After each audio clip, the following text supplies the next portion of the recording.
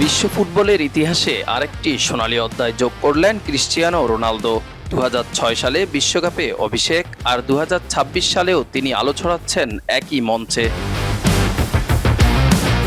মাঠে নেমেই জালের দেখা পেয়ে গড়ে ফেললেন অবিশ্বাস্য এক বিশ্ব রেকর্ড। টানা 6টি বিশ্বকাপে গোল করা প্রথম ফুটবলার CR7। শুধু টানা নয়, ফুটবল ইতিহাসে 6টি ভিন্ন বিশ্বকাপে গোল করার কীর্তিও আর কারণেই।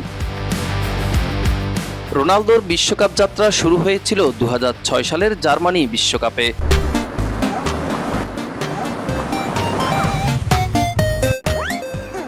যেখানে ইরানের বিপক্ষে করেছিলেন প্রথম গোল। এরপর 2010, 2014 বিশ্বকাপেও একটি করে গোল করেন CR7। তবে তার সবচেয়ে স্মরণীয় আসর ছিল 2018 রাশিয়া বিশ্বকাপ। সেই আসরে স্পেনের বিপক্ষে দুর্দান্ত হ্যাটট্রিক সহ মোট 4টি গোল করেছিলেন পর্তুগিজ এই মহাতারকা। 2022 সালে কাতার বিশ্বকাপেও যোগ করেছিলেন আরও একটি গোল।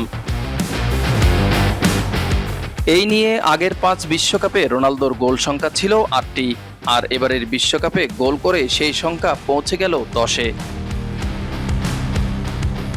রোনালদোর চিরপ্রতিদ্বন্দ্বী লিওনেল মেসি 5টি ভিন্ন বিশ্বকাপে গোল করলেও রোনালদোর টানা 6 বিশ্বকাপের কীর্তি এখন একেবারেই অনন্য।